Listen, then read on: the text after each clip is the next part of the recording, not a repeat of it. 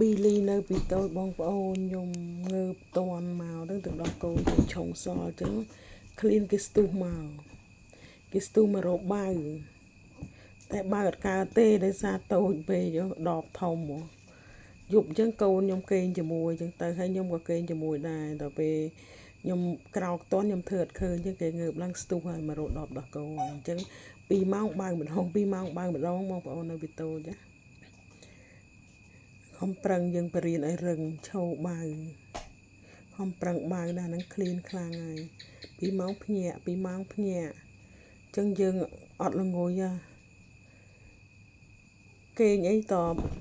មើលចឹងខ្ញុំតភ្ញាក់ឡើងខ្ញុំធ្វើបង្ងើយធ្វើដឹងតែខ្ញុំលួចដាក់កាមេរ៉ាថតដល់ពេលទៅលោតមកទៅរោចាយហ្នឹងទៅខំសក់គេភ្ញាក់អត់មករោខ្ញុំទេ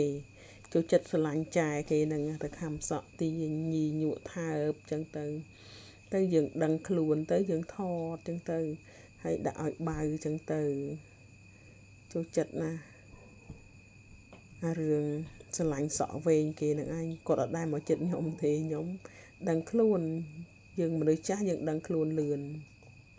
ហ្នឹងហើយអរគុណច្រើនបងប្អូនទាំងអស់គ្នាដែលតាមដានវីដេអូ Cookie Billy កន្លងមកបងប្អូនជួយ like page ខ្ញុំម្នាក់ទៅផងបងប្អូនចេះណាបងប្អូនអើយមើលកាន់ដបខ្ញុំទៅរៀនណាងើយចឹងឃ្លានដឹងអាបាវហើយ